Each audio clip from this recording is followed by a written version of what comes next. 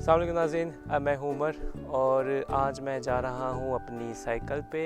ये है मेरी साइकिल जिसको मैं फ़ेरारी कहता हूँ। ये है मेरी फ़ेरारी। आज मैं आपको जापान के कुछ रूल और साइकिल के बारे में मैं बताऊँगा कि जापान में साइकिलों के जो रूल होते हैं और आपको किस तरह साइकिल चलानी चाहिए। तो मैं हफ़्ते में एक दफ़ा ज़रूर साइकिल चलाता हूँ अपने फ़िट रहने के लिए, अपनी एक्सरसाइज के लिए। तो चलते हैं फिर मेरी साइकिल पर। तो नाज़रीन, ये होता है थुमारे का मार्क और ये रोड पे भी थुमारे लिखा होता है। इस पे आपने साइकिल में भी लाजमी यहाँ पे एक दफ़ा स्टॉप लगाना होता है। तो आमतौर पे सोचा जाता है सिर्फ गाड़ियों के लिए, ऐसी बात नहीं है, ये साइकिलों के लिए भी है। और अगर आपने रोड क्रॉस करनी है तो आपको एक दफ़ा स्टॉप होना ज़रूरी है। तो आप ये देख सकते हैं कि यहाँ पे साइकिल की रोड और चलने के लिए रोड अलहदा हुई है। तो ये मस्ट है कि मैं इसके नीचे अपनी साइकिल चलाऊँ। ये जो रोड इन्होंने साइकिल के लिए बनाई है, मेरी इसके ऊपर चलाना ज़रूरी है।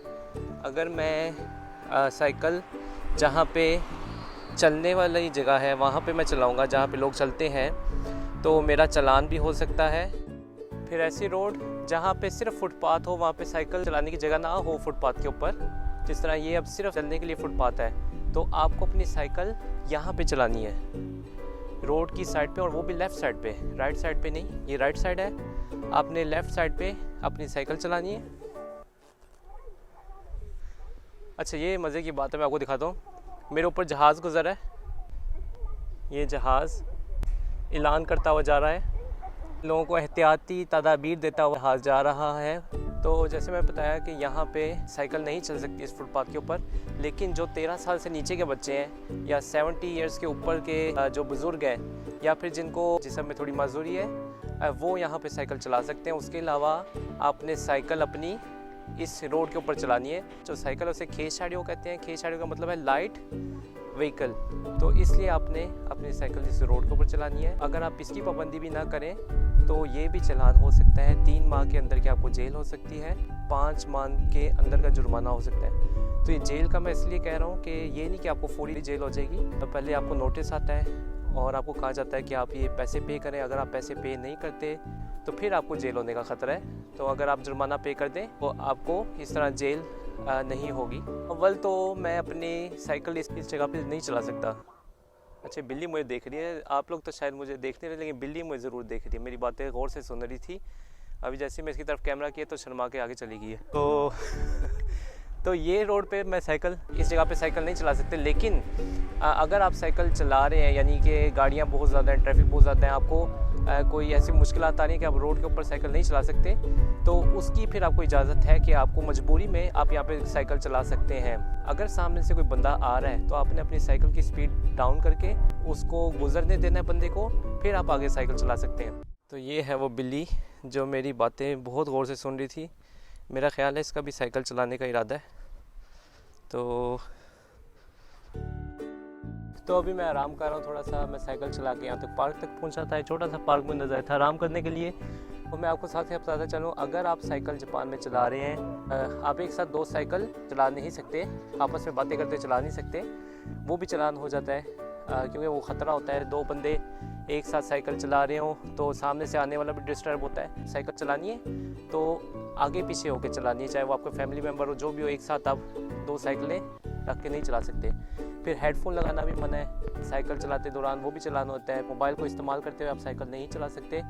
तो ये कुछ छोटे छोटे रूल हैं जो हमारे फॉरेनर को भी पता नहीं होता। जब वो जापान में आते हैं तो उन्हें आइडिया नहीं होता और उनको पुलिस रोक देती है।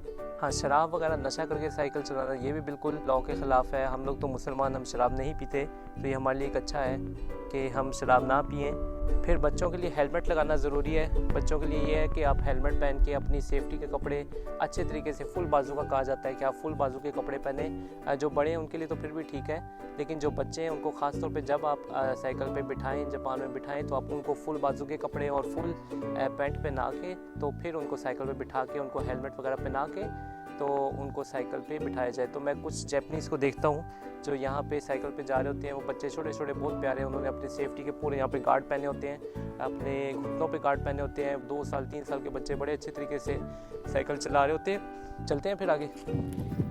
फिर एक हाथ से साइकिल चलाना भी मना है। जिस तरह आप छतरी पकड़ के साइकिल चला रहे हो या फिर अपने फ़ोन के ऊपर लगे हो और आप साइकिल चला रहे हो, ये भी जापान में मना है, इस पर भी चालान हो जाता है। अगर आपको पुलिस ने 3 साल के अंदर 2 दफ़ा स्टॉप किया है तो वो आपको एक लेटर भेजती है कि आपको कहती है कि आप एक क्लास पढ़ने के लिए आए, वहाँ पे आप साइकिल के बारे में जानें और साइकिल के रूल्स वगैरह के बारे में जानें। वो लेटर रिसीव करने के बाद आपको उस क्लास के अंदर 3 महीने के अंदर जाना पड़ता है, और अगर आप उसके ऊपर अमल ना करें और आप उस क्लास में ना जाएं तो आपको फिर 5 मान यानी 50,000 येन के अंदर का जुर्माना हो सकता है। अगर आप वो जुर्माना भी ना फिर पे करें तो फिर आपको जेल भी हो सकती है 3 महीने के अंदर की।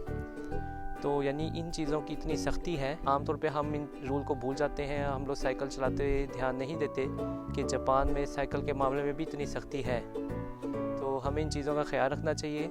हमें सबसे पहले इन चीज़ों के बारे में जानना चाहिए और जानते हुए हमें इसका ख्याल रखते हुए साइकिल को हमें सेफ़ तरीके से चलाना चाहिए। तो बाकी सिग्नल की पाबंदी, रोड के रूल्स की पाबंदी, ये तो मस्ट चीज़ है। ये तो इसके बारे में ना भी पता हो, ये तो वैसे ही है। जिस तरह आप गाड़ी चलाते हुए अपना एहतियात करते हैं, उसी तरह साइकिल के ऊपर भी ये लाजिम है। तो ये मैं आपको वो रूल्स बताए हैं जो लोग आमतौर पर जब जापान में आते हैं, फॉरनर आते हैं, तो इन चीज़ों का उन्हें पता नहीं होता और वो मिस्टेक कर जाते हैं। फिर उन्हें पुलिस रोकती है, उनसे उनका एलियन कार्ड मांगती है। इन चीज़ों का हमें ख्याल रखना चाहिए। जब हम साइकिल चलाएं तो बहुत एहतियात के साथ और इन रूल को फॉलो करते हुए हमें साइकिल चलाना चाहिए, ताकि हम लोग किसी का नुकसान ना करें और अपना भी हम लोग नुकसान ना करें। मैं अपनी फ़ेरारी के बारे में भी बताता चलूँ कि ये है मेरी फ़ेरारी। ये देखें फ़ोल्ड हो जाती है, इसमें स्प्रिंग लगा है जो आपको झटके नहीं देते, बड़े आरामदेह है साइकिल ये। तो फ़ोल्ड होने का मतलब ये है कि अगर मैं कहीं पे दूर भी निकल जाऊँ तो ये साइकिल मैं फ़ोल्ड करके वापस गाड़ी में रख सकता हूँ। मेरी फैमिली मुझे वहाँ पे लेने आ सकती है, तो ये आराम से फ़ोल्ड हो जाती है, छोटी सी होती है। और इसके अंदर ये गियर लगे हुए हैं, 6 तक इसके गियर हैं। ये मैं स्टैंड लगाया है, मैं अपना मोबाइल यहाँ पे जोड़ सकता हूँ। ये मेरी लाइट है जो मैं रात को इस्तेमाल करता हूँ। फिर ये होती है बेल, जो अगर कोई ख़तरा हो वो उसको बताने के लिए। लेकिन आमतौर पे ये बेल यहाँ पे इतनी इस्तेमाल नहीं होती जापान में, क्योंकि शोर होता है। तो ये आपने सुना होगा, जापान में बिल्कुल भी लोग हॉर्न वगैरह नहीं बजाते, तो उसी तरह ये बेल भी इतनी इस्तेमाल नहीं होती। इसका बहुत ख्याल रखते हैं कि ज़्यादा शोर ना हो। तो ये है मेरी फ़ेरारी। फिर मैं आपको बताता चलूँ कि जापान में साइकिल वाले की भी उतनी ही रिस्पेक्ट है जितनी गाड़ी वाले की है, बल्कि उससे ज़्यादा है। क्योंकि अगर आप साइकिल वाले को, पैदल को देखते हैं तो उसको पहले रास्ता देते हैं। यहाँ पे इस तरह का बिल्कुल भी नहीं है कि गाड़ी वाले की अहमियत ज़्यादा है, साइकिल वाले की कम है, ऐसी बिल्कुल कोई बात नहीं है। तो मुझे जापान इसलिए भी पसंद है कि यहाँ पे अमीर गरीब कोई ताल्लुक़ नहीं होता, इंसानियत सबसे पहले है। कोई साइकिल पे है, कोई गाड़ी पे है, उसमें फ़र्क नहीं है।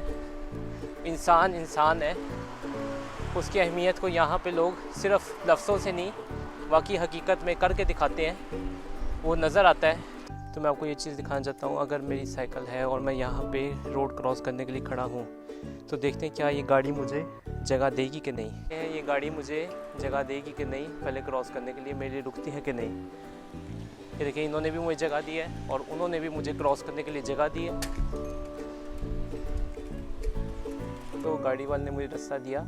एक बिल्कुल आम रोड थी, यहाँ पे ऐसा नहीं था कि यहाँ पे लिखा हो कि साइकिल वाले की पहली अहमियत है, कोई ऐसी चीज़ नहीं थी, कोई ऐसा साइन नहीं था। लेकिन उन्होंने फिर भी मुझे रोक के मुझे जगह दी है। गाड़ी को अपने बिल्कुल स्टॉप करके कहते हैं कि आप आगे आ जाएं, और अगर बंदा ना भी जा रहा हो तो हाथ से इशारा करते हैं गाड़ी वाले कि आप पहले गुजर जाएं। तो मेरा भी हक़ है, मैं उनको सर हल्का सा झुकाता हुआ, मैं उनको शुक्रिया अदा करता हुआ वो रोड क्रॉस करता आया हूँ। तो ये थे कुछ साइकिल के रूल्स।